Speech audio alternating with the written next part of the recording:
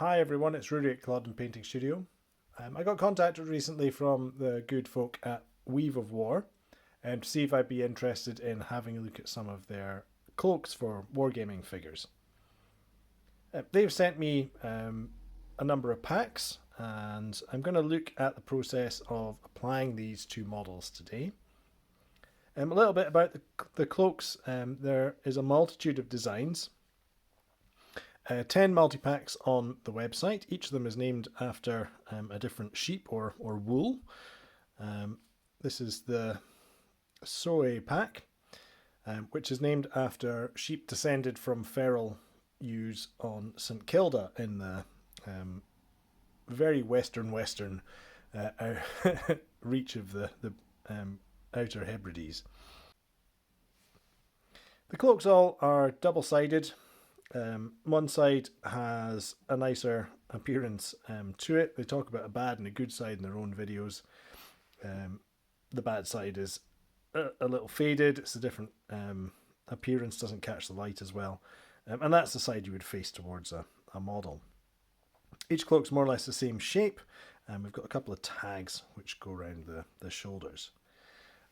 I've got some Picts that I am working on. Picts were people in northern Scotland where I am from about sort of the late Roman period, 400 through to about 800 or 900, where the kingdom of Alba kind of subsumed them. I have used Wargames Atlantic Irish models and taken some shields from the Dark Ages shield sprue by the same company. I have got some PVA glue, a little disposable brush, and we're going to apply one of these cloaks. Now, this is the first time I'm doing it, so there's no magic of the camera here. Let's just go for it.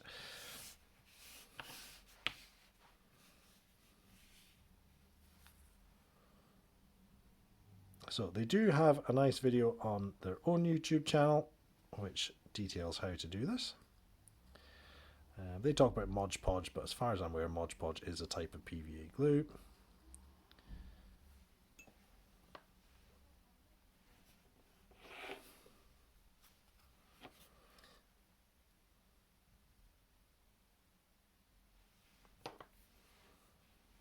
They'd recommend a cocktail stick, but I think I'm going to use a pair of tweezers.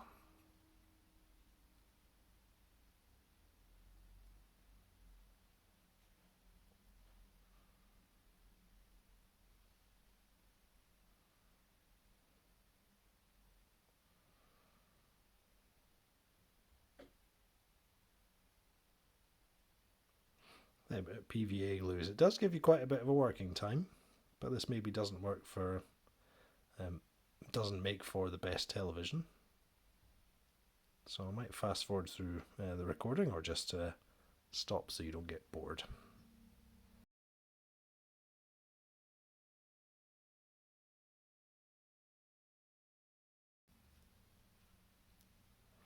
Put some folds in just to make this look a bit more interesting.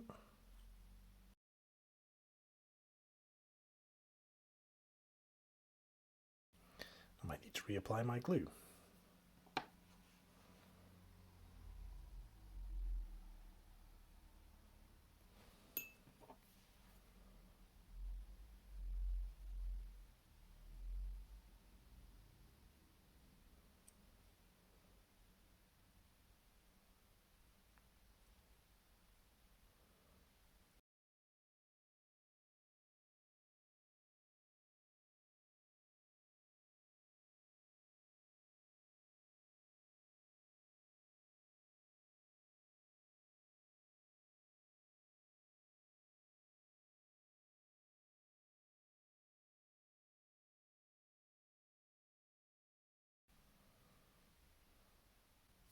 So it is 11 minutes later, and I've got 3 cloaks stuck to the 3 models. As you can tell from the video, it is a bit of a faff. I think you could speed up the process by using super glue instead of PVA glue, but that might run the risk of getting an adhesion where you don't want it. and potentially ruining a cloak or the miniature.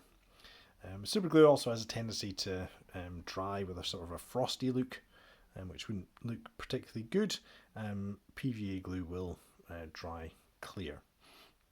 And I dare say, if you don't like this, once you've got them all on, it's easier to pull off a cloak attached with PVA than super glue. With the first one, I stuck it on first and then tried to fold at the back. With the later ones, I did a bit of pre-folding. I thought it was important on the leader here to fit around his scabbard and also over his shield arm. So that looks quite dynamic, I think.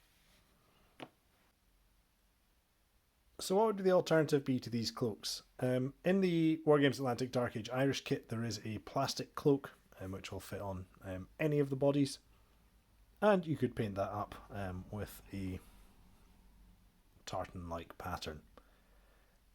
Is that going to take less than 4 minutes to do? Because that's how long it roughly took to stick a cloak on. Probably not.